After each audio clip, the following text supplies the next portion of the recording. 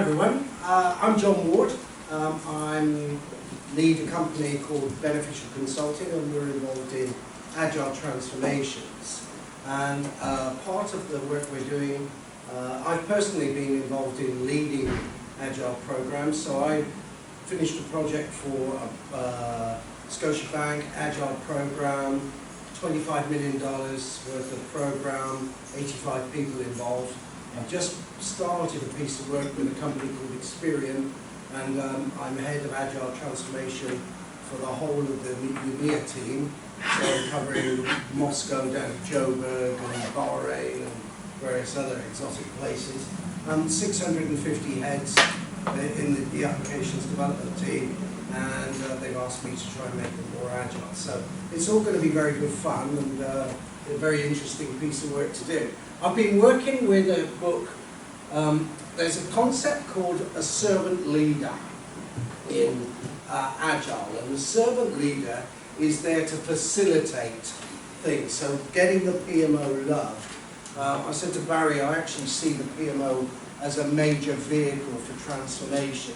So I'm going to practice some of the stuff that's in a book called Leading from the Back of the Room. You may have seen it or may have read it, but I'm going to try some of those things out on you guys tonight. And so we're going to start with what they call a quick start. So if you could turn to the person next to you and ask them what they understand. Well, first of all, introduce yourself if you don't know what it is. Happy if you've got threes, if I don't mind, doesn't have to be pairs. What do you understand by governance? And more importantly, there's quite often a question, how does the PMO add value? Have you come across that question? Very rarely asked. Very rarely answered, actually, sometimes. But, you know, how does the PMO add value to this? So, can you just spend like 2 or 3 minutes, and then what I'm going to do is have what Leading from the Back of the class calls a shout out. And we'll put them up on the board so you can actually see what we've got. And let's see if we can draw them up. We won't have the right answer. There's one thing you know about Agile, right? There's no one solution for Agile. The right Agile is the one that works for your team. Okay? There's lots of wrong ways to do Agile, but the right way is the one that makes your team buzz. Okay, so what do you know about governance? What's it mean in your organisation? How does your PMO add value?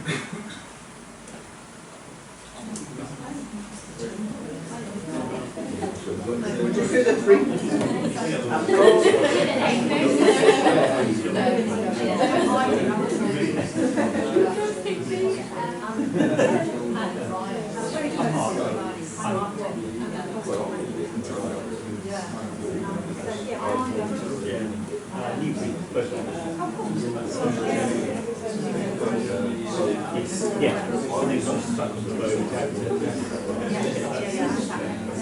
Behind you and front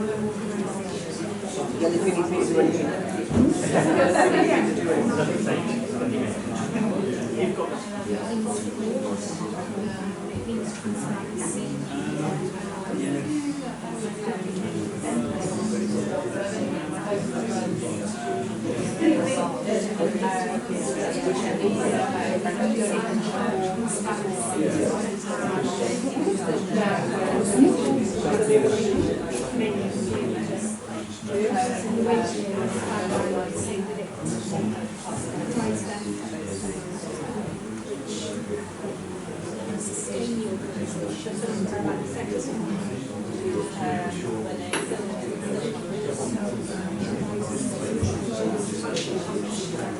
So these two are this improvement. Something else we have.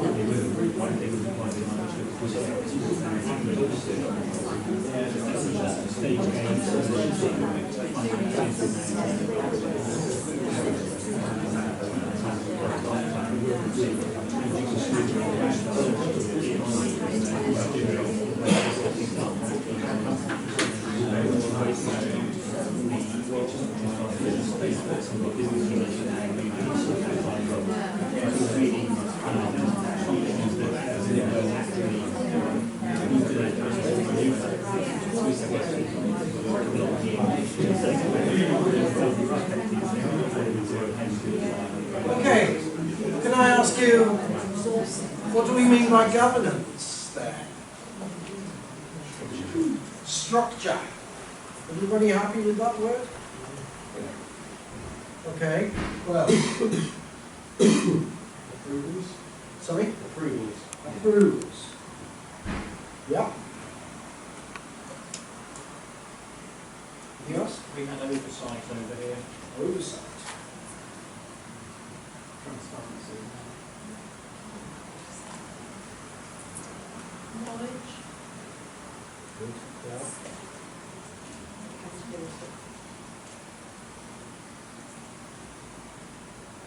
Assurance. Assurance, did you say? Thank you. Control is the way you have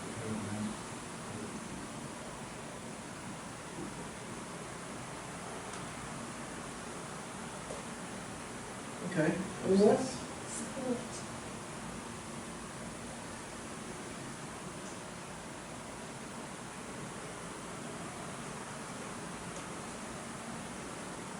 Why? Why? Why are we doing this?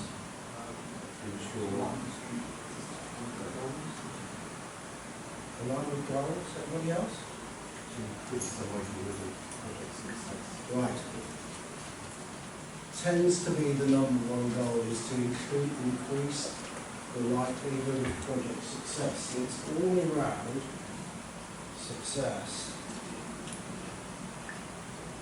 Are projects justified? Benefits. So I think what I've seen in the last probably 4 or 5 years is, go back before 4 or 5 years, people used to say, first question was, oh, I'd like a new CRM. Excuse me. And then they'd say, how much is it going to cost? Am I right? And then they'd say, better build a business case to justify it. So it was an expense justification mechanism, and that's how we traditionally thought of benefits and business cases. And what in reality happened was that they produce a business case, and then what's the next deliverable? Typically, a waterfall project produces. Sorry, requirements, did somebody say? Yes. And then what happens to the focus of the team? The focus of the team goes on delivering the requirements, and they forget about the benefits. Right? So if this is about success, it has to be benefits oriented. All of it. So if you're providing structure, it's about the benefits. If you're providing approvals, it's about the benefits. I've got to the point where I'm fed up of seeing the iron triangle, and now I want to see the iron diamond, or at least the sparkling diamond, perhaps.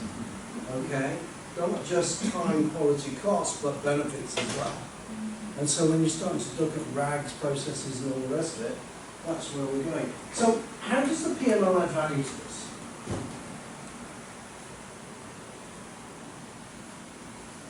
I'll leave that one because it's different. I have assurance. Assurance, good, yeah.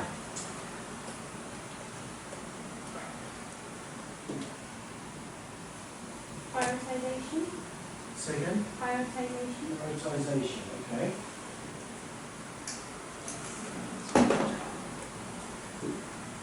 Anybody else? Yes, at the back? Can I suggest that some PMOs don't actually drive for success? What they're doing is trying to avoid failure. It's not delivery right.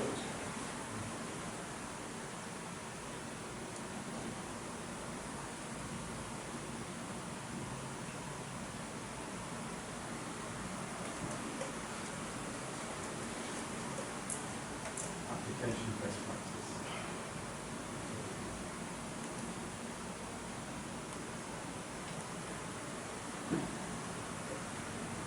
What I think all of this is about is risk.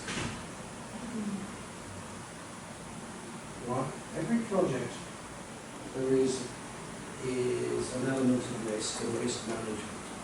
What typically PMOs are doing is a lot of rituals around risk. And actually, if you ask the question, have you actually reduced the risk profile on the project, you 9 times out of 10 find the answer maybe. Okay, and I'll give you an example of this. Did a job for a certain credit card company a little while back, and we said, okay, let's have a look at the risk log. Everybody aware of a risk log? Okay, just to set the risks. High probability, high impact, and so on. And then you do the risk response, which is avoid, mitigate, accept, yeah? Transfer, I forget transfer at the moment, but avoid, mitigate, stuff. So then what you do is you say, these are the mitigating actions, right? And then you say, that high, what you've done with that is you've reduced that high maybe to medium, and the probability from high to medium, and you've moved the impact from high to maybe low because you've got the mitigating actions. So I then said, right, let's have a look at the project plan, see if we can see the actions that are in the risk log in the project plan. Okay, lots of rituals around risk management, and I'm just trying to make sure that your risk management piece is that we're doing the right thing. Right, governance and value are key things which the project office can provide for an organisation. So, what does the PMO need to know about agile governance? That's what we said was the task for today, and that's what you all turned up for, and I'm sorry, but that's what you're going to get. Okay? I'll try and give you some background on agile as well. Actually, should we just say, what do people know about agile? What is agile? ICT. Sorry? ICT roots. ICT rooted. Yes. methodology. It was IT rooted, yes, but then so was project management if you go back into the 80s. Holistic approach to project management. Good. So you create the lowest possible minimum product product, and then the next spread of the organisation to be able to have Okay, good. So what we're trying to do there, the focus of Agile is delivering value early. So value as in what is the value for the customer, and guess what? We're back to this success and benefits piece. Okay? And the reason why we're doing that is Agile also produces little and often. And why does it do that? Well, it's around the risks. Okay? Because what happens with Agile is that the risks actually come in faster. Because your planning horizon is shorter, the risks hit the project team faster with greater ferocity and likely to turn into issues more quickly. Okay? Because the whole thing about Scrum is to get a delivery drumbeat, which means that they're delivering parts or components of a solution at the end of a sprint every 2, 3, 4, 6 weeks, whatever it is. Okay? So that's what Agile is about. We did a job a little while back, my colleagues and I, looking at Agile projects in a particular organisation, and what we found was that the traditional PMO was stopping the delivery of the performance gain opportunity from the Agile projects. So what we did was we redesigned the PMO, and we called it the Lean-Agile PMO, And what we actually found is when we changed the processes that the PMO was doing, we actually made not only the agile projects go faster, but we made the traditional projects, sprint stu projects, go faster as well. So what we were doing was defining a PMO that adds value by facilitating faster, secure, controlled delivery of all types of projects. Okay? That's what we were doing, facilitating the delivery. So we're back to the success piece that's on that board. And what we did was, the remit was both agile and traditional projects, coaching to stop agile projects going wrong. A lot of PMOs look at the past, because reporting tends to be about the past. What we're talking about is anticipating problems and stopping them. So the PMO puts skin in the game, and it adds value by stopping projects going wrong. So you're doing your trend analysis based on your earned value. How do people use earned value analysis? A bit of homework for you, bit of maths. You're going to need it, believe you me. With Agile, it's all about earned value. Okay? You look at the earned value graphs and you say, is this project going to complete on time? Yes or no? We're also looking at an emphasis on the business case. Why? First of all, we're talking about success over there, but the reason why we look at the business case more is because in Agile, everything is based on value delivered. So you're prioritizing in the portfolio the projects which deliver the highest possible value. You might do some enablers as well, but typically you've got three drivers, right, in a portfolio. If you're looking at the enterprise level, you've got the external change, things from regulation and so on that you've got to do. You've got the strategic change, like the bank wants to open a new branch in Dubai, and you've got bubbling up change, which is the sort of stuff which is continuous improvement. You need to balance that portfolio based on the benefits. And Agile will use, if you're doing Agile portfolio management, you will pick out the projects that produce the best benefit and rank them above the others. So it gets away from this, the director that shouted loudest gets his project type stuff. And the interesting thing is, the other thing you're going to do in terms of measuring success is actually checking that the benefits that were in the benefits case were actually realised. Because we really don't want delivery as being, I've heard teams talk about, throwing stuff over the fence. Well, actually, no. What we've got there is the project management methods finished at something called deployment, when the most difficult job that everybody faces is actually making the business change. So we take away the project management just at the time when we've got to do the most difficult thing. Doesn't make sense, guys. So look, what we're talking about, the emphasis on the business case is making sure that everything's okay. Reassurance, somebody called out at the back there. Provide assurance to stakeholders. What do we mean by that? Well, I'll tell you what I mean by that, and that is looking at the project portfolio, executives don't have enough time to look at everything, right? So the PMO can say to them, oh, look at this, here's our 20 projects, programs, whatever you want to call them.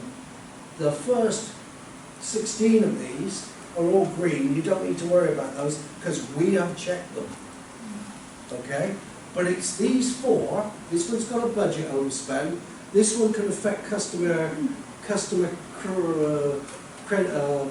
current accounts, and it's gone amber, so I think you should look at that. And these two need your attention for allocating funds. So it's provide assurance to those stakeholders. This is how the PMO adds value, okay? Last thing is to buffer the teams from less agile parts of the organisation. Biggest problem I've had in terms of, and I'm just about to get it again, finance wanting monthly forecasts on agile projects. Well, if the budget's fixed and the timeline's fixed, Lean is all about wasted effort, and if that's not a wasted effort, I don't know what is, right? So the PMO can provide that type of forecast, and if there's any net change, then you can deal with it, okay? So it's a new PMO perspective. Agile governance. Roles and responsibilities we've got. You'd be surprised how many projects go wrong because it's unclear who is responsible for it. Okay? It's making clarity about who is accountable, who is responsible. We've all come across that term RACI, and then what we tend to do is not make it, we produce the RACI, but then we don't hold people's feet to the fire. So this is about making sure that they are responsible. Business case, benefits, value management, agile portfolio management and controls, PMO events. I'll come back to those. Anybody heard the term big room planning before? Yeah? Good, okay, well we're going to talk a little bit about that. Plans. Agile projects don't have plans, big myth. They produce release plans and you have to illustrate to customers and directors what they're going to get and when. We might not be talking about the depth, but it will definitely be delivering something on time. Forecasting and reporting. Oh, I did get a minimum standards. Baselines and change management. RAG status. RAG status is interesting. Typically we're looking at time, quality, cost. If time is locked down and cost budget's locked down, we all know it's very flaky dealing with quality. So in fact your two key indicators no longer work.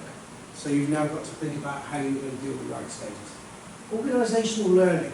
If you look at the number one piece on all the Agile websites, it'll come out is the Agile success is based on organisational learning and getting the teams to learn and continuously improve. So that means that part of that Agile project governance is actually coaching the teams. And in order to be able to do that, you need, if you've got a PMO of any size, you need a coaching cookbook. Because it's pointless if I'm coaching a team and then I go on holiday or go off to the dentist or whatever, Chris gets asked some questions about it, he should be dealing with the team in exactly the same way as I deal with the team. So there's things about when do you step in, when do you step out, when do you decide to help the scrum, when do you decide to leave the scrum to discover. There's a whole host of questions that need to be answered because although Agile is, there's a degree of self-management and self-learning, there's this education on an organisational level. Everybody comfortable with that list? Yeah? I'm going to deal today with three elements. Portfolio management. I'm not going to get into the finance, I promise you. PMO events. Have you come across the fact that Agile's got ceremonies? Do you know what I mean by ceremonies?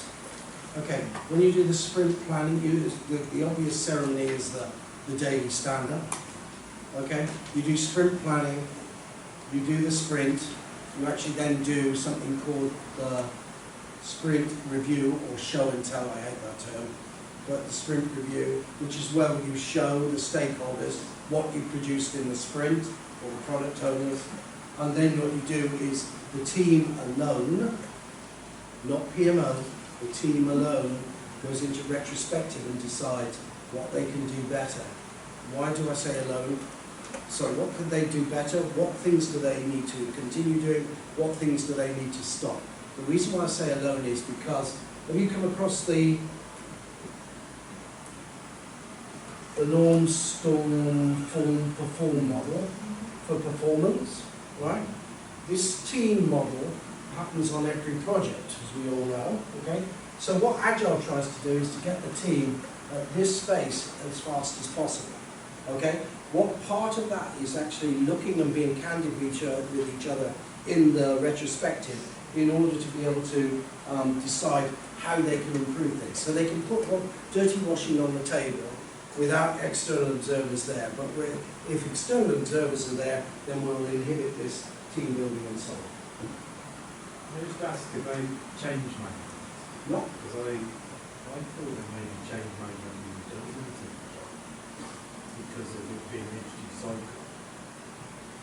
So there would be change within sprints, would that be right? Okay, no, actually, what you're talking about is change control. Change control. You're welcome. Change control. Yes, change control. The interesting thing is,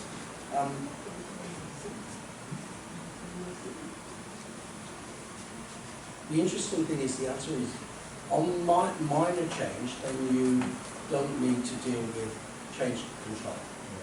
Okay?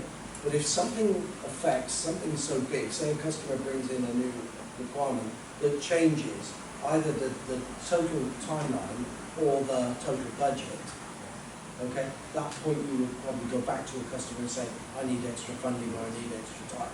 So it is not change control less. In many ways, there's a lot of change. The Agile team can prioritise items that are in the backlog, which is basically the shopping list or the to-do list. They can chop and change that out. And if people take things out of the backlog and put things in that are the same size or slightly less, then there's no big worry. But if they start to put stuff in and stuff in and stuff in, sooner or later you're going to break the boundaries. Right?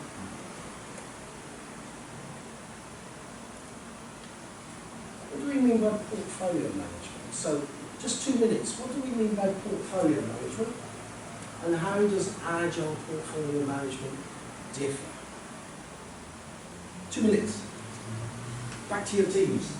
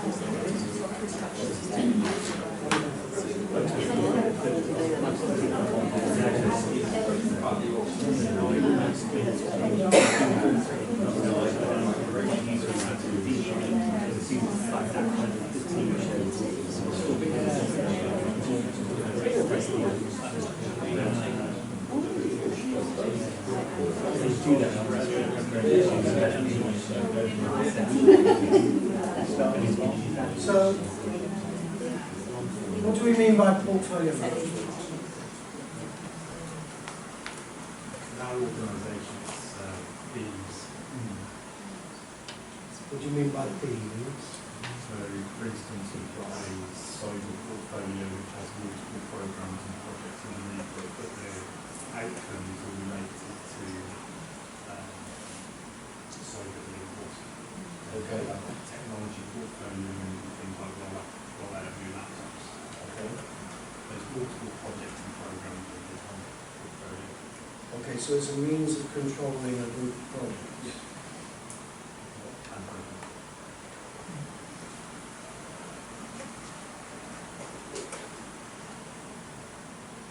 Okay. Yeah, next. Anybody else? Someone at the back there? Strategic alignment? Sorry? Strategic alignment? Yeah.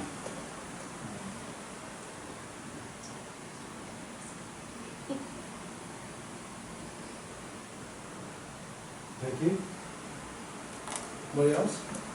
Maximising bank clock.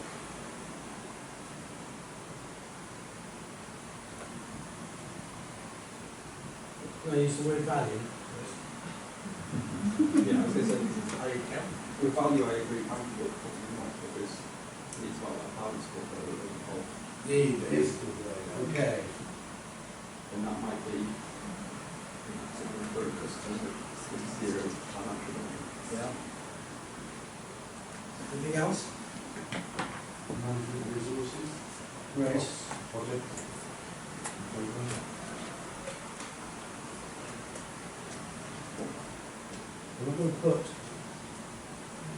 I'm not going to put cost up. Can I use the word investment? Okay, because what we tend to forget is that a company is investing in change. I did a job for a woman for an African bank, and she said she wanted us to look at the projects that were completed in the previous 6 months and see if we could identify that the benefits had actually been achieved. We actually found that we could only establish 38% of the targeted benefit. Okay? Part of that was because the project teams hadn't put the management information, but basically she turned around and said, after that piece of information, that it would have been better for her to get rid of the change team if she could have done it and save the money rather than actually run the project because of the amount of money that she'd actually missed on that. Okay? So portfolio is about balancing the constraints in the organisation to enable the strategic plans. Now there's a lot of things about strategic alignment which I don't actually get.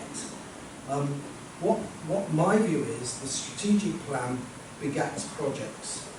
It's not projects don't align with the strategic plan. Okay? You have continuous change or continuous improvement projects, which you have to test that what you're going to do is aligned with where we want to go for the strategic direction. So, say for example, you're planning next year to replace the CRM, right, customer relationship management system. It would be pointless investing, half your portfolio of investment on improving the existing CRM if you're going to replace it tomorrow. Okay, so there is some question about the alignment, but it tends to be only on the continuous improvement type projects. Now, lots of businesses, organisations, tend to look at how much are we going to spend on the strategic change versus how much do we have to spend on regulatory change versus how much we're spending on continuous improvement. The problem is exacerbated because of the growing burden of regulation. So in the bank that I was just working with, they were spending 38% of their investment budget on regulatory change, and my 25 mil program dollars was actually all regulation or MiFID II. So there is question therefore of balancing that. How does the Agile portfolio differ?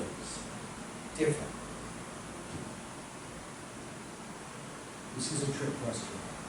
I couldn't see much difference, but it's still trying to all to go towards the same type of thing and the same sorts of themes. We're doing the same sort of things, exactly correctly, but there is one big question. Okay. Right, first of all, let me explain something to you.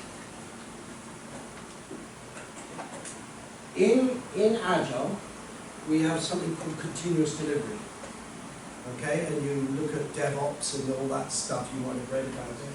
Continuous delivery. And what you're doing then is feeding items of work into a perpetual team. So it's like stuff going into a hopper in a perpetual team. So you've also got traditional projects, Prince2 type stuff, and then you've got Agile projects. The difference is you can use Agile project management, Agile portfolio management to manage all three of those. And the thing is, what we're always doing is checking viability.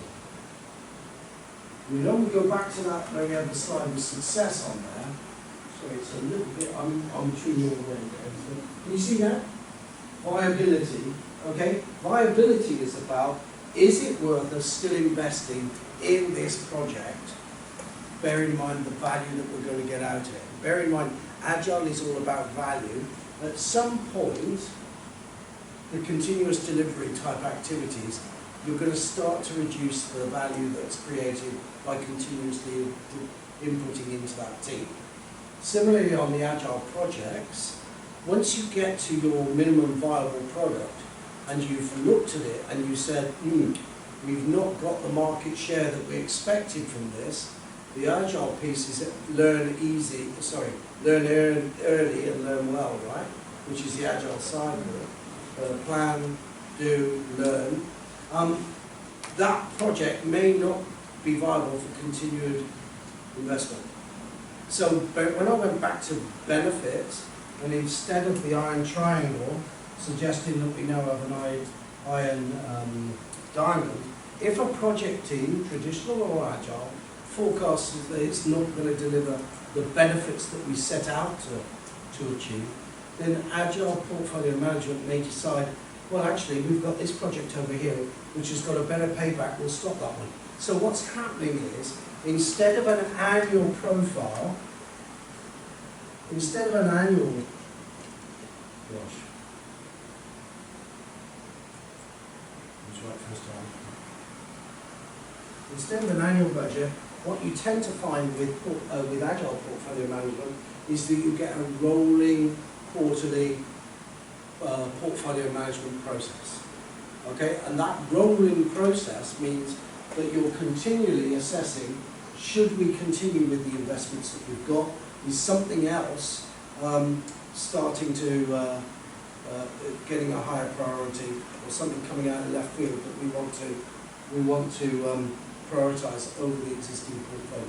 So John, I think it's fair to say that actually in a traditional waterfall, we still do that through trunking, released, stage funding and stage gates. It's Yes. just more difficult to stop.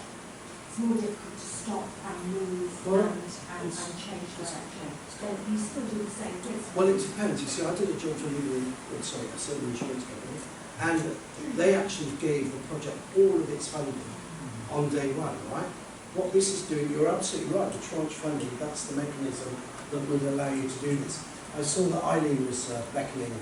It was just a question, because there's a delay between project delivery and benefits realisation, then actually what we're aligning to is anticipated benefits, and therefore there's a real importance on making sure that your benefits forecasts are probably significantly more accurate than they have been historically. Because That's true. If we're making That's decisions based on benefits forecasts, Yeah. then, and it's interesting in terms of the where the feedback loop comes in from benefits realisation to say, well actually, Angelina's given us a project and it's forecasted £3 million worth of benefits. John's given us a project, £5 million worth of benefits. We're going to do the first bit of John's project. Actually, we've delivered, hopefully, the deliverables that are going to deliver the first £1 million worth of benefits. Actually, he's got £26. Well, actually, we will then question his forecasted benefits on the other projects. So it's interesting in terms of how it feeds back to the kind of your other underlying processes to do portfolio management. You're absolutely right. You see, one of the things that we've got in the traditional waterfall model is when we start off with high-level requirements, we go more detailed, then we go to systems design and so on, right? And that means that we're getting more and more detail on the requirements. And what we've actually found is, in order to be more sophisticated about benefits, you need to do the same. So as you come out of the stage gate, out of each stage, so you need to go into more detail. So let me give you an example. An outfit, a bank I was working with, was saying that they're going to get £20 million, my good old CRM system, why not, by implementing a CRM system. When they get to the end of the next stage, they're saying, right, we're a multinational firm, where are that 20 million going to come from? Well, 2 million from Madrid, 2 million from Lisbon, 5 million from the UK, and you've got the idea, right? Then when you go into the next iteration, they'll say, this 2 million that's in Madrid is based on, if it's a credit card company, a card volume of X, right? So you actually got a business driver there. Now, if the card volume changes to Y, that could be a reason for stopping the project because our benefits. There's nothing wrong with the project, it's just that the market condition has changed. So if you're starting to attach it to the business metric, then you can start to get a really tangible mechanism to actually drive the benefits. So portfolio management then addresses how an organisation goes around identifying, prioritising, organising and governing their various initiatives. What it does is stop the director coming up with their pet project because you're using some form of algorithmic approach that can actually allow you to start to prioritise. Endeavours typically managed in a portfolio include the transformational projects, the solution delivery project, perpetual product delivery teams, agile business experiments. Has anybody seen some of the materials written by Amazon? Is it Mesos? Is it? Yeah. And about, explored a new item. I think he produced something called a fire phone and he stopped it quick, having spent millions on it. And then some of them may also be BAU active. It's a lightweight and streamlined activity that looks at business value. So when you're talking about portfolio management reporting, or PMO, what I've seen is a PMO will produce, a project will produce a project status report. And what they do, what they produce for a portfolio report, if they've got a portfolio of 16 projects, is 16 copies of the status report. It's completely pointless. Okay? What you need to do is to say, okay, what's the status of this portfolio? Senior execs can look at the project status reports themselves. Where's your added value? Okay? So it's you using your intelligence to say, we're going to get the benefits that we tried on these, and we're not going to get the benefits on those, or this project's gone red, we think we should look at this project, and so on. So the added value is that the PMO actually becomes the eyes and the ears of senior execs. It means that, has anybody come across the CV test? How long does a hiring manager look at a CV for? It's supposed to be 30 seconds, but and why is that? Because they're busy. How long do you think the average exec looks at for a project team? Okay, when I just did my job with a certain bank, I was looking at the project status reports, given that we were going close to deployment, okay, but I looked at the status reports and I realised they had a full PowerPoint slide of information. But when I analysed over the previous 6 weeks what had changed on there, 90% of the data was static. So why are we clouding executive decision making with stuff that's static? Okay, we can add value by sifting and reflecting information to executives, providing that we've got the trust. And it's about building that trust with the senior executive team. So agile portfolio management, traditional portfolio management is focused on top-down, with work laid out over quite a long time.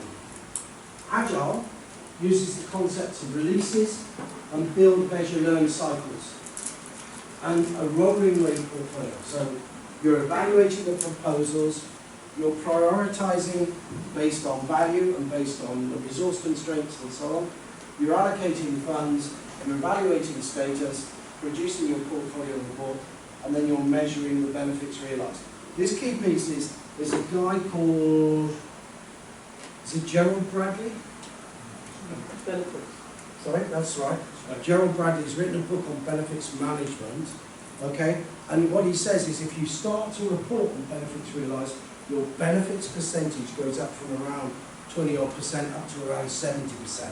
So getting your PMO to actually report on benefits realised really improves the status. Last thing is, here. Remember I just told you about a agile ritual? I used to call it backlog grooming, but for obvious reasons, they've stopped the word grooming. It's become cleansing, okay? What you're doing is actually saying, is this project still required? Okay, I did backlog cleansing for a certain global international bank, and off the project work slate, I managed to take out $25 million worth of projects that were no longer needed. So, by looking at just because it's on the work slate this month, doesn't mean it's still going to be valuable and it still have the same level of priority in 18 months' time. So John, do you see agile portfolio management happening with annual planning? annual planning is a bugbear, right? But it can, I mean, there is. Thanks. Right, okay. Hobby horse of mine, which I think you know about, but hobby horse of mine is why the annual planning ritual is a waste of time, right? What I saw with a certain insurance company was that they'd say, okay, how much do you think you're going to spend on change this year? And they went, oh, we're going to spend, I don't know, the number was £5 million, let's say. And they go, wrong, we can't afford that, we need to take out so many percent. Okay, only look at the high priority ones. Well, in fact, we're now £3.7 million. And they go, no, we can't take 10% out of that. So if they've actually said, oh, and then they wanted the list of projects. Finance wanted the list of projects. It's as if finance owned the projects and they didn't trust the process.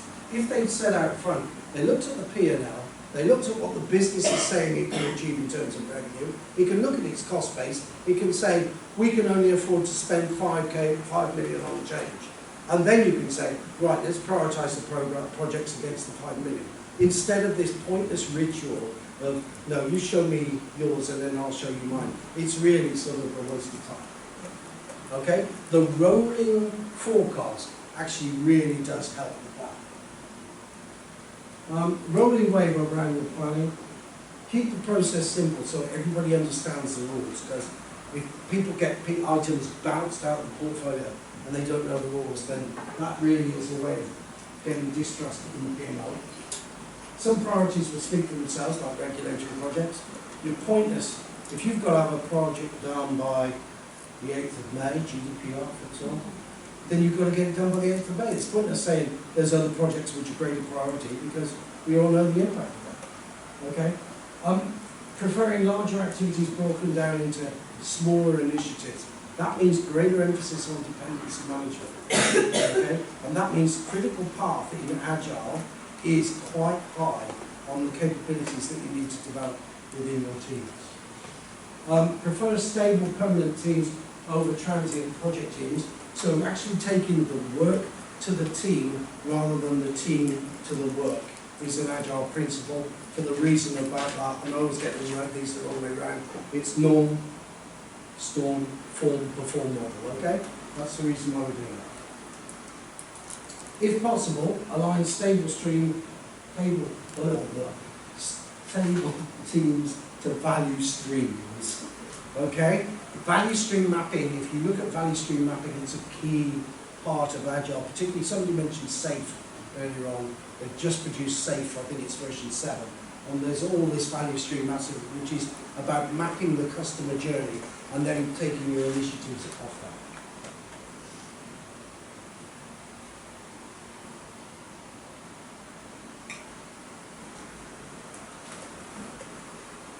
Portfolio cleansing, it's not something to get hung up about. It should happen regularly. If you're doing a monthly review of your portfolio, then why not review it monthly? But actually, sort of quarterly, you probably need to do a deep dive on it and check that, you know, the guys in France still want their general ledger or whatever it is that you're doing, okay? So it's, during the refinement, you're removing proposals, you're creating new proposals. It's an opportunity to collect new proposals. So going back to your point, do you do it annually? You don't need to, if you've got a rolling wave, you don't need to say, tell me what you think you want next year. If they've got a business need, they can actually do it. So it stops the, oh, I better say I've got some change requirement because we're in annual planning. It stops that. It makes it much more focused. And so the strategic stuff naturally bubbles to the top. Backlog cleansing also happens in the project world. Okay? So what you'll find is the product or the solution owner, i.e. the person that is the business representative in the team, will also prioritise the backlog to make sure that the items that are going to deliver the most business value are actually prepared first and earlier in the delivery cycle. After that, they might be deciding to take stuff out, okay, and add stuff in. And it is this process of adding in, cleansing, taking out, delivering on a rapid cycle that actually gives Agile its word, the name. Okay, that's where Agile comes from.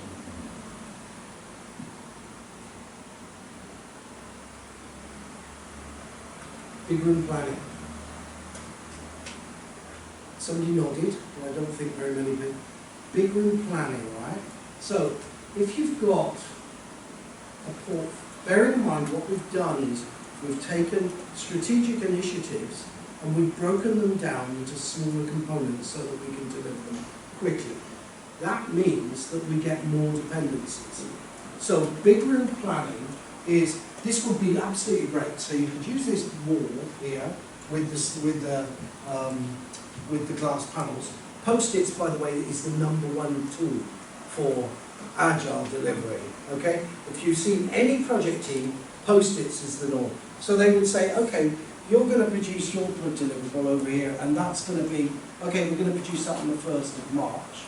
And then you're going to need, that deliverable is an input to yours. That means we can't start till the 2nd of March, right? So you produce this whole map of what the things are.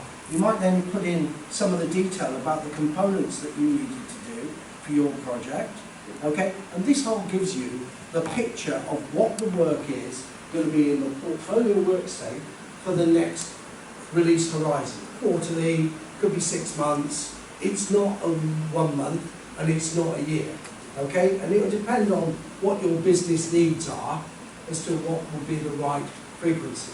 All the stuff towards the start is in greater detail to the stuff that's in the further horizon, okay?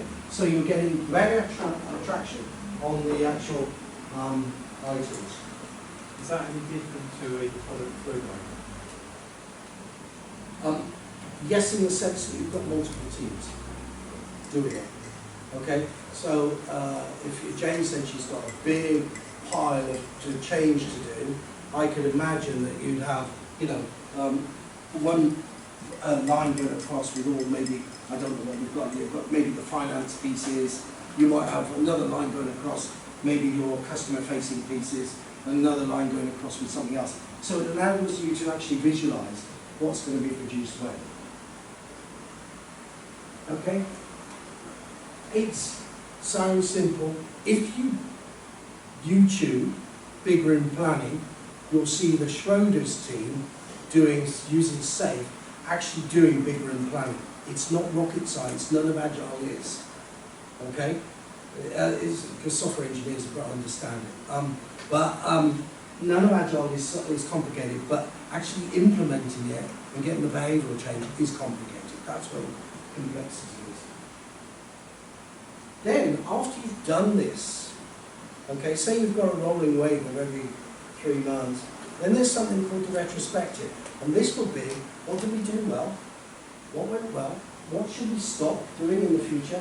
And what could be improved? This is about learning. This is a continuous learning piece. Okay? And so that you get the key players that are, it may be the investment committee, it may be key stakeholders, it may be the executive board, looking at what happened in the last 3-6 months and saying, how well have we done? Okay? This is where your PMO portfolio report will have a major piece to play. Because if you're starting to forecast that we're going to get, much more benefit out of these programs than we thought, the attitude in that room will be totally different. If you're going around the other way and we're getting much less than you thought, you guess they're going to be sharpening the pencils on the business cases in the future. Okay, so what I've done is talk to you a little bit about portfolio management and big room planning and the portfolio agile ceremonies. Anybody got any questions? So No? I think I get a lot of it in terms of that. But as you're going through it, I think it's springs to my mind is, well, why can't we use quite a lot of this to shake up waterfall? Exactly. Exactly what you can do. Okay. Yeah, it's the beauty about Agile is you can use the techniques on anything. So for example, in a certain North American bank, I did introduce on a waterfall project test-driven development. You know where you specify the test Yep. before you specify the requirement. Okay?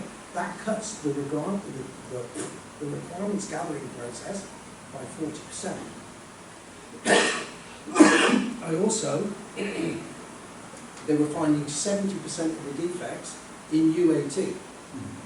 By doing test-driven development, I also cut the number of requirements misses in UAT down to less than 10%. The overall saving was about 58% of the total duration of the project. Okay, so you can pick, and there's absolutely no reason why you can't use Scrum to drive a stage on a project, on a waterfall project. What you wouldn't do, perhaps, is plan that stage to the same level of detail. You know, this activity starts on a Wednesday and finishes on a Friday. Yeah. You may not do that because that doesn't allow you to take it off the backlog. There's absolutely no reason. If you can imagine this is a Kanban board, here's our backlog, these are the things in design, this is code, this is test, this is done, right? There's absolutely no reason why you can't scrub around this and say, okay, what are things we should have started this week, move them into, and then move them forward. And it actually gives you a visual representation of the workflow in the project delivery. And that's what Kanban was designed for, right? So there's no reason why you can't do just because Agile's got this thing about, you know, Scrum and all the rest of it. You don't have to do all of it. In fact, there is some research that says that they do analysis on the security of the software, the maintainability of the software, a couple of other things, reuse. And what they found was that projects that are using a blend of hybrid of Agile and waterfall techniques actually deliver better quality code on those dimensions than either pure Agile or pure waterfall. So there's no reason why you can't. I mentioned to you the servant leader and teaching from the back of the room. How many people here see their PMO in a coaching mode? Coaching process. Coaching process. What about coaching performance improvement? Yeah? What we tend to do is coach compliance. What we tend not to do is to help the projects go faster. Okay? So actually putting some skin in the game which says the PMO is a vehicle for making projects go faster and stopping projects go wrong. If that's the remit of the PMO, then you have a slightly different and a very different behaviour. Okay, Eileen quotes the instance of a PMO that throws back the report because they've used the wrong font on the status report, right? I've almost got that where I am today, by the way. This is where's the value in doing that?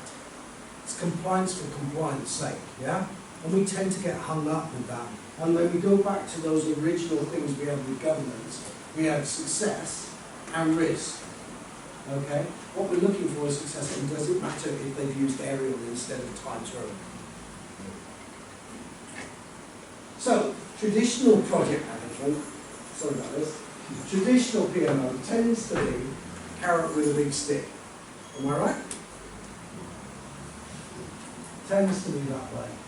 The servant leader role is significantly different. It's about encouraging growth. Growth in people, growth in capability, growth in speed of improving the speed of delivery. And therefore it is taking actions to build a better organisation, build a better capability. Such brings the PMO into a leadership role. But the leadership role is one of supporting. Okay? So the teams are there to deliver. The teams are there to perform. What you're doing is enabling that performance.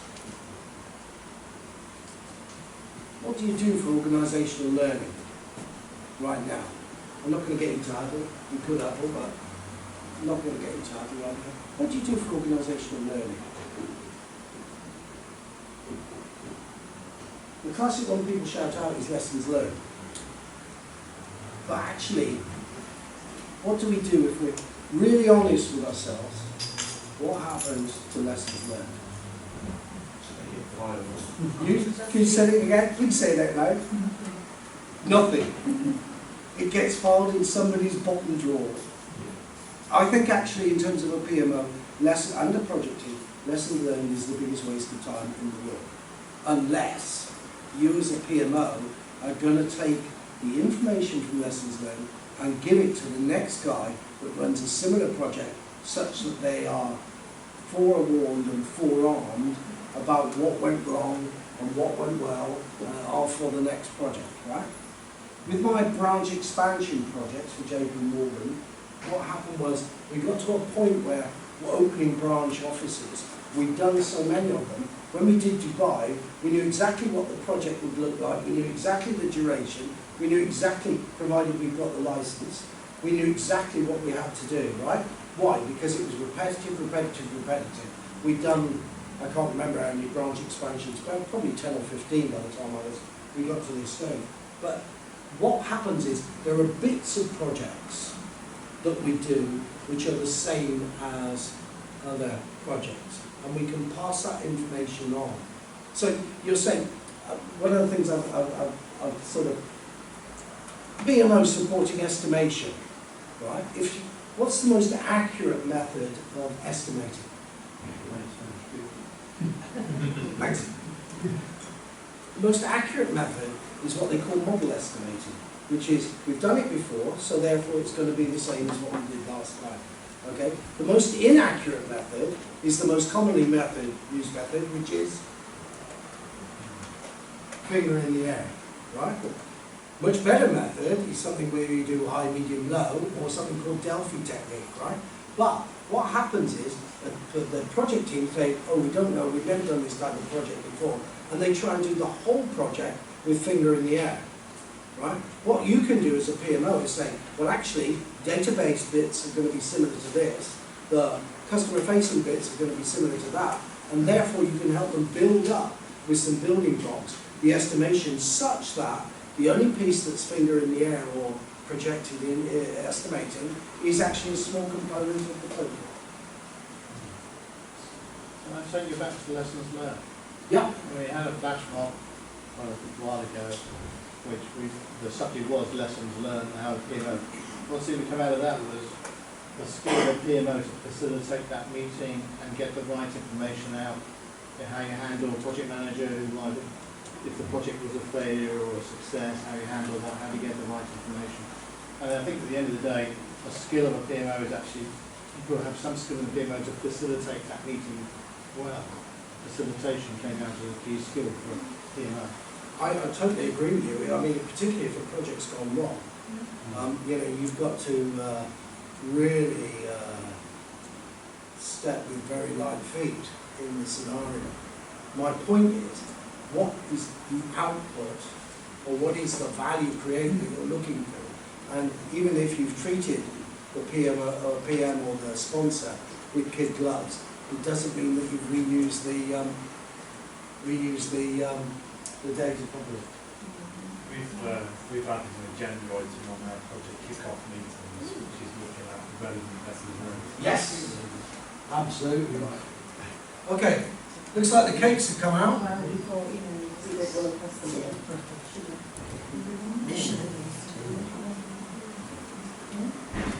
Okay, I then put, so this was if you like, the last topic I was going to talk to you about. What I wanted to do then was just to do, by way of wrap up, a couple of things. One is some ideas about stopping projects to go wrong. Sorry, can we just go back quickly to organisational learning? So you were saying that organisational learning wasn't lessons learned, so what is organisational learning? That's really good. I think it's about teaching the project teams how to deliver faster or how to deliver better results. Okay? So when you started to look at, I don't know, business case, you might coach the fact that the business case doesn't actually reflect any business metrics. Rather than what we tend to get is, have you got a business case? Yeah, tick. we move on to the next. We've got a functional step, yeah, tick, move on to the next, right? Well, that's pointless. What you actually need to do, I'm afraid, is actually get into the bowels of it and say, is this appropriate for the type of thing that we're doing? And it means that, and the whole message of Agile PMO is actually you've got to get a lot closer to the projects to understand so you can add value. I think as well, I'm not sure, but the way I do some transition learning, I think it's something that will relatively new to my organization to learn is that I've noticed is that it's not having that external, as a PMO, you should be aware of your external community, so you should be knowing what is going on at other PMOs, other organizations, and doing a lot of events like this where we all come together and discuss about what we're doing and what works for us. And then sort of doing a lot of comparison work, maybe introducing new disciplines and having that flexibility within the organisation and giving your staff and PMO team the opportunity to go on and learn it now.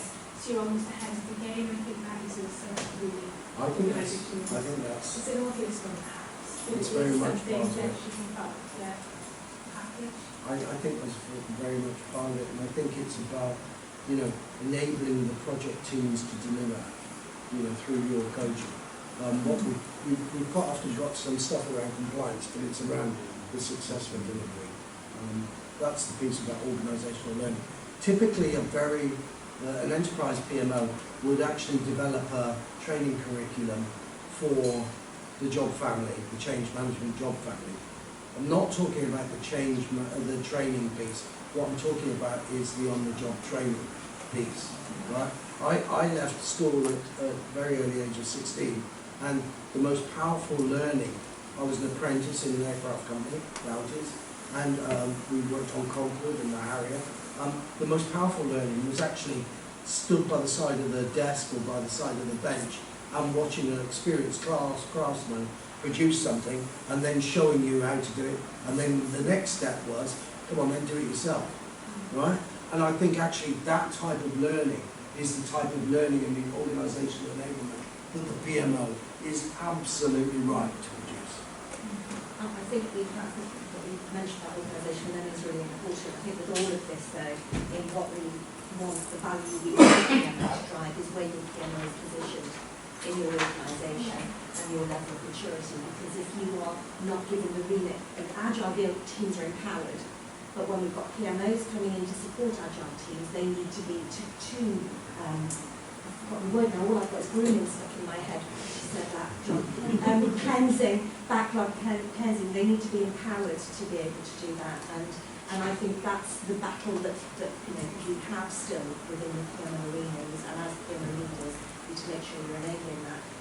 Communities of practice really help with that as well. When I worked in Nationwide, we set up communities of practice and knowledge share forums, etc. But again, in an agile environment which is really fast-paced, how are you going to, you must allow that time for your people to be able to do that. I was asked to look at an agile role at HSBC, and they are on all their teams.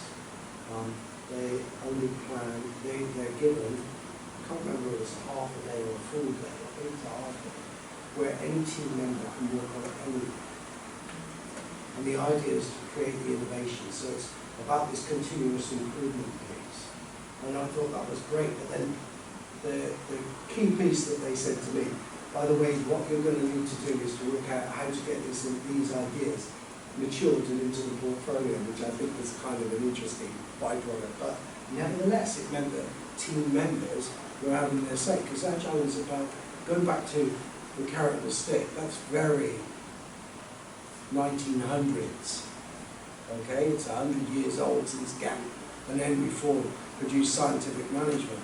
This stuff that we're talking about now is only 50 years old, okay, compared to 100 years old. But yeah, Chris.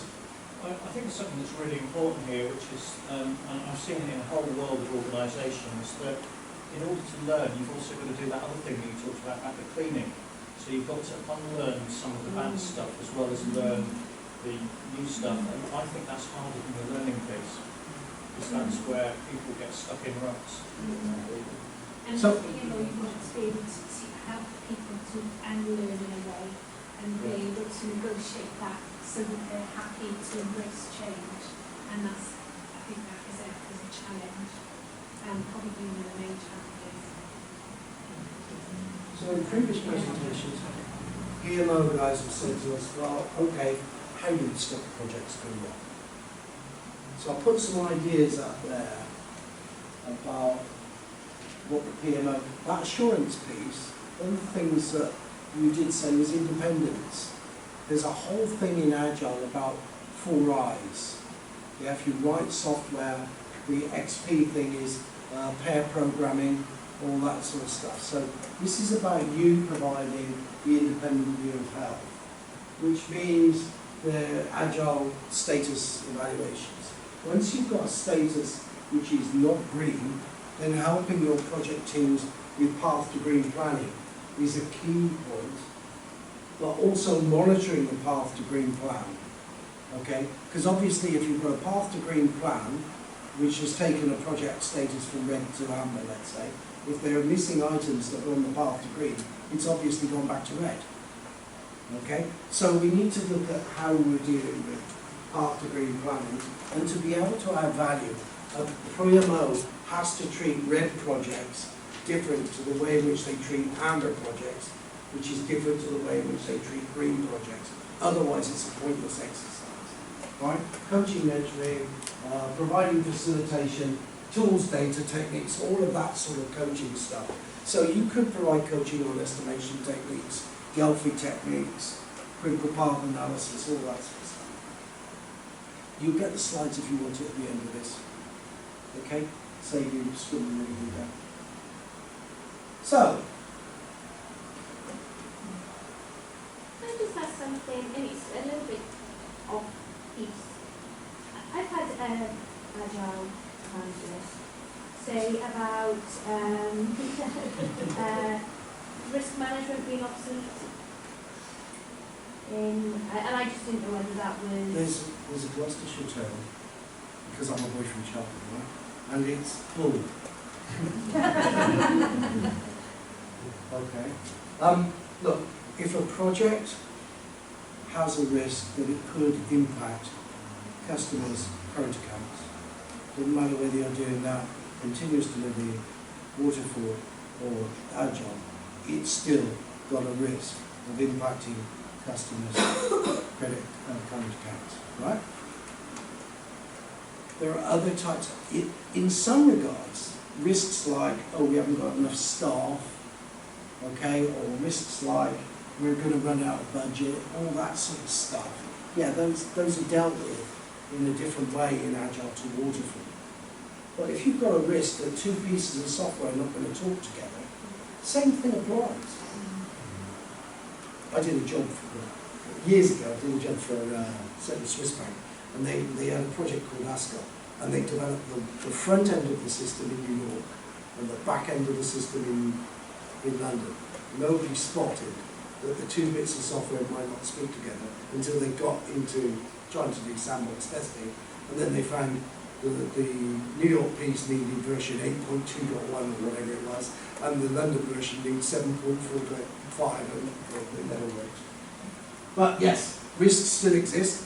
Your PRAM, Project Risk Analysis and Management, right?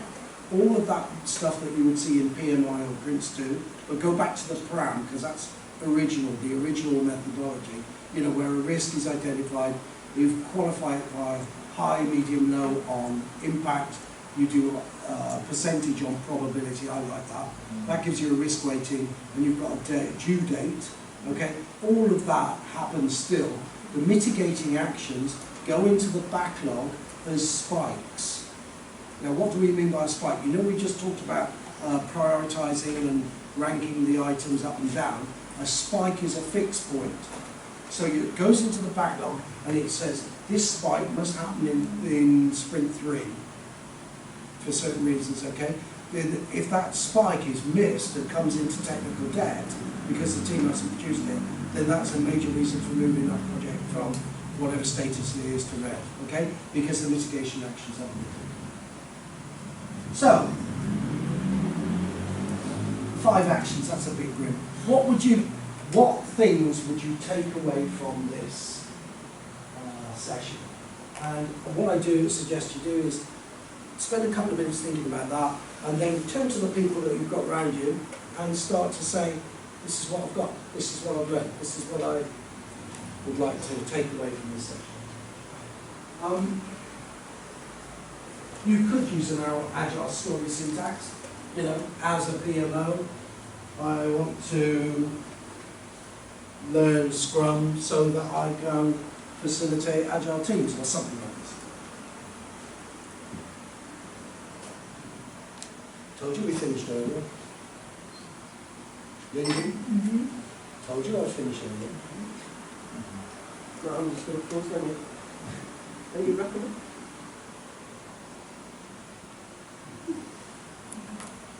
I'm finished? We said that for a long time, haven't we? So, share it with the guys that you were talking to earlier, please. If anybody wants to do a shout out, we're quite happy to listen. For me, it's focus on benefits, even if we don't go agile immediately.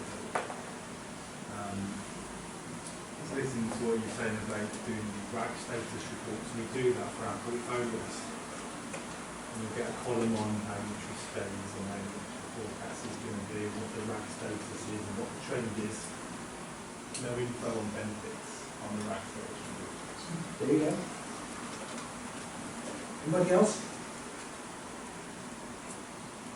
I think the benefits measurement is a really big thing because traditionally, in project management, we're saying, right, that's up to the business, the user, once the project's handed over, it's up to the user community to be measuring and qualifying those benefits. And I think that's what traditional PMOs is that our job. And I can see that's quite a significant shift because it relates to continuous development as well. Who being still around and that PMOs, which are sometimes temporary, still being in place to do It's that. amazing that the benefits is using multiple projects, so you're putting more control into it. But it's actually most places like Lean. Yeah, it's often done by finance with business or It's 100%, I said earlier on, project management was born out of IT in the 1980s as a discipline in business. So far as IT was concerned, parochialism, once they delivered the solution, it's up to the business to benefit, to deal with the benefits. Right? It's a complete change. Anybody else? Can I just ask you a question? It leads to what I'd like to add to it, but I guess I'll ask you a question. We're just being tasked with the challenge of trying to implement Agile within Welsh Water. And we've had some kind of ideas as the best way to try and kind of approach that, how long typically that might take. Do we do 10 test cases over a period of 6 months, different business facing, internal to IT, external, and I just didn't know whether there was kind of a typical or kind of best practice of how, for a big organisation, how do you almost try and prove it, that then that almost kind of builds the momentum and people become interested and then want to engage with it. I'm not sure, it's almost a kind of chicken and egg, isn't it? All right, let me give you an illustration from the current job I've got. 650 people, 180 project teams in flight at the moment, right? The way in which I'm going to approach it is that I decided this driving down today, right? Because I'm only 10 days into the job. The way I'm going to approach it is to pick up 2 or 3 of the in-flight project and start to use some agile techniques on those in-flight projects. So I want projects that are in the early stage of their inception, just past maybe the scoping stage. I'm not going to try and do requirements, agile requirements. Agile requirements is probably a bridge too far. First thing I'm going to do is Kanban board and get visual controls and do scrums, a daily standard. Okay? I can do that in a waterfall process without actually impacting any of the project plans, but I am starting them to use Agile, so I'm going to do that. On one or two of the new projects, so we're just doing a bid in the Middle East, where I've actually specified we're going to do Agile from soup to nuts. Okay, so that will be an agile project, and then I can test some of my requirements gathering, my shift left techniques, and so on that. Having proven on those two small pilots, then I can start to think about what's the next thing to do. Okay, I've got a third challenge, and that's resource management. How do they allocate at the moment they're allocating bodies to projects, and they're multitasking. Each individual has got 2 or 3 projects, which is the most inefficient way, as far as Lean is concerned, of delivering the projects, right? So I've got to tackle that as well at the same time. There is no sort of master plan to do this. This is cultural change in its rawest form. But I mean, if afterwards you want to Yeah, talk about definitely. some details, then I can. Can I add something? I think from, not from here, but from previous experience, I think it's really important for me, like on that kind of change, is to have even one person who knows what it looks and feels like in the organisation. Because if you're half second guessing these things, start to take a bit of a dive, then putting it back up is incredibly hard. In the more harder parts, you don't know how you're going to kind of come out of it. We've got that one person who's lived it and breathed it, and you can see it through, then, and people have that person's credibility, and they can figure out of that. And I guess they perhaps take a bit of a sense of excellence, that kind of, Yeah, it doesn't need to be many people, just even one person who knows.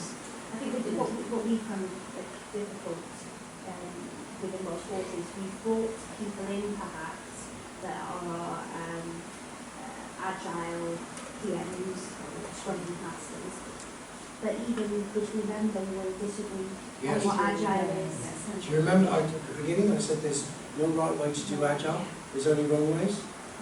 But then I guess it's about it needing to be what's right for that person rather than perhaps what Yes, they've used 'cause what you'll need- previously or- What you'll need to do is to define what's right for Welsh Water, and you'll probably have to test several different things in order to come up with with what that is. what that is. Yeah. What the big mistake is to try and write a project methodology. That's a big mistake, without testing stuff. Well, we Having said that, I've had to do that because why? Because the sales organisation wants to sell the fact that you've got an agile methodology. Whether it actually gets used in real life is, I don't care, but we've got it for the sales organisation. we were kind of talking about the idea of perhaps almost introducing agile in an agile way itself. Yes, So we're delivering things, Yeah. kind of early. you know. So a lot of what you covered is obviously applying agile methodology to governance. Where we are, we've got quite a well-established sort of governance for waterfall. Is there any situations where that could fit onto an agile project? So agile can Sorry. transfer to waterfall, but never the other way around. Exactly, because what happens there is, at least, this is what I found at one of my clients, is the strong governance process destroys the agile ability of the team. So how do you audit? Because one of the reasons we have our governance in place is so we can show compliance with ISO 27001 and ISO 9001, and then that's useful for allowing us to get involved in government contracts and things like that. But how do they go about showing an auditor that you are auditing, or I suppose you are doing some level of auditing across agile projects? Agile is what, right? There's a fallacy that says that agile is a less controlled technique. Actually, through its rituals and its processes, agile is a more controlled technique. It's a better controlled technique. But as a But the PMO, how difference- do you have visibility of that? Because like you said, a lot of it happens within the teams and within the scrums. If you're a PMO and you've got, God, how many sprints are there? Currently, there's so many of them. We can't obviously be everywhere at once. No, you have to go and test, you have to sample, you have to review, you have to get closer to the teams. You see, if Can't we the just use one of the agile principles of demonstrating early value? So if you're doing that and you're staying within cost and time, then actually the project is delivering. You just measure it in a different way. Yeah. what you don't have, right, Rather than on the, because you just, rather than, so just your point, you're measuring outputs rather than artifacts. Artefacts don't matter at the end of the project. Well, And if you're delivering benefit right at the start, Yeah. then why not? hang on, Chris, because not quite, you just mentioned government contracts, right?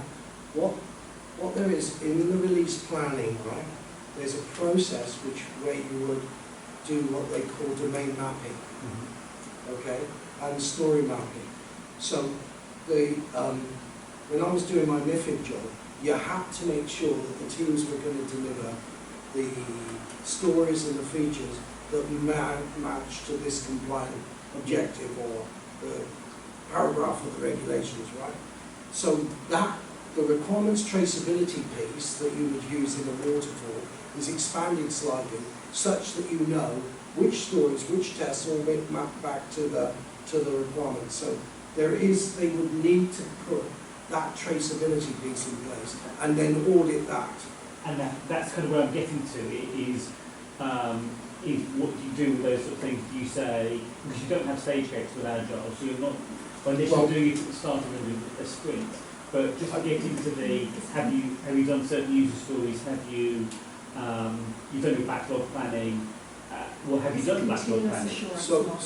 I think, I'm not, yes, but I think that when you're doing releases, right, when you're preparing to go into the next release, there's a stage gate at the end of the development cycle to say this is ready to release to a client, right? It's a minimal viable product, it's a sufficient value to the customer. You'd have to do the packaging with the solution and provide documentation, because the idea would be that it could go into production if they wanted it to, right? So there is a stage gate there. There's a stage gate after inception, and there's a stage gate at completion. So you've got probably 4 stage gates that you could actually police quite well.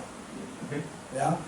There's a viability stage gate, right? That if you're going to say, okay, we're releasing, is this ready to release? The question would then be, do we want to release funding for the next release?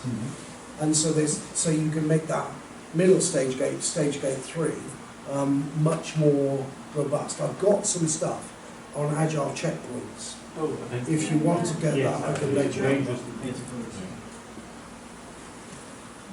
I often wonder how you put a framework in place, because we're very heavy on stages and approving and pass through to the next stage. Well, I'll let Lindsay have it, and we can do it. Yeah. You mentioned earlier about wide statuses in continuous development. What would you do? Because that's what I deal with most is continuous development teams. They like to give me RAG statuses, but I'm still not entirely sure. Is it always under the line? Well, no, sometimes they're green, but again, I'm not entirely sure that they should be green. And it's. Well, if you've got continuous delivery, it would be about value delivered. So you should have a burn down chart on the releases that talks about value. And if they're not delivering the right value, then that might give you the indicator that you need. Okay? So then you could use a burn down chart to do that. You could also look at Moscow prioritization. So if you say, okay, at the end of your release, you should have everything in the release that was a must, and you should have some of the things which should be could. If you're not going to have any of the musts, it's clearly red. If you're not going to have any of the coulds, it could be amber. But if you've got must, coulds, and a few shoulds, then you're probably green. So you could do it that way. Can I sit down, please?